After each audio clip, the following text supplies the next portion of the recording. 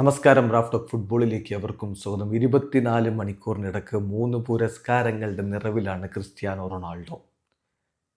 ഇന്നലെ അദ്ദേഹത്തിന് globe soccer award ദാന ചടങ്ങിൽ വെച്ച് ബെസ്റ്റ് മിഡിൽ ഈസ്റ്റ് പ്ലെയർ പുരസ്കാരമാണ് ലഭിച്ചത്. മിഡിൽ ഈസ്റ്റ് പ്ലെയർ പുരസ്കാരം പണ്ടത്തെ പോലെ എളുപ്പമല്ല. അവിടെ വമ്പൻ താരങ്ങൾ കളിക്കുന്നുണ്ട്. ഇപ്പോൾ ക്രിസ്ത്യാനോക്കൊപ്പം തന്നെ ഈ പുരസ്കാരത്തിനായിട്ട് ഫൈനൽ നോമിനേഷനിൽ ഉണ്ടായിരുന്നത് കരീം ബെൻസീമ, റിയാദ് മെഹ്റസ്, പിന്നെ സലേം അൽ ദൗസാരി, ഈ താരങ്ങളൊക്കെ ആയിരുന്നു. അവരെയൊക്കെ മറികടന്നുകൊണ്ട് Cristiano Ronaldo best middle east പ്ലെയറായി. ആ അവാർഡ് ദാന ചടങ്ങിൽ വെച്ച് ക്രിസ്ത്യാനോ പ്രഖ്യാപിച്ചു, എനിക്ക് 1000 ഗോളുകളിലേക്ക് എത്തണം, ഇൻഷാ അല്ലാഹ് അതെൻ്റെ ലക്ഷ്യമാണ് എന്ന്.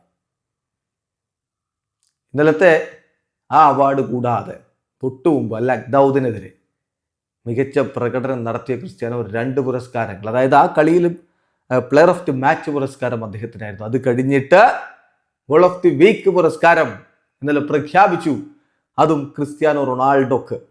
ആ 2 ഗോളുകളിൽ രണ്ടാമത്തെ ഗോൾ നിങ്ങൾ കണ്ടല്ലോ, മനോഹരമായിട്ട് ഏതാണ്ട് ഒരു ബാക്ക് ഹീലർ പോലെയൊക്കെ ഇങ്ങനെ അടിച്ച് വലയിലേക്ക് ഇട്ട ആ ഗോളാണ് ഗോൾ ഓഫ് ദി വീക്ക് പുരസ്കാരം നേടി. Cristiano has claimed 3 awards in past 24 hours.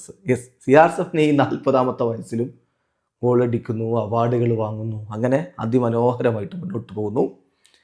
പിന്നെ സൗദി പ്രോ ലീഗിൽ Cristiano is the first player to win the goal of the week award 4 times in a single season. 2024-25 സീസണിലാണ് ഇത് award കൊടുക്കാൻ തുടങ്ങിയത്. അതിനുശേഷം ഒരു സിംഗിൾ സീസണിൽ 4 തവണ ഗോൾ ഓഫ് ദി വീക്ക് നേടുന്ന ആദ്യ താരമെന്ന റെക്കോർഡിലേക്ക് ക്രിസ്ത്യാനോ എത്തിയിരിക്കുന്നു.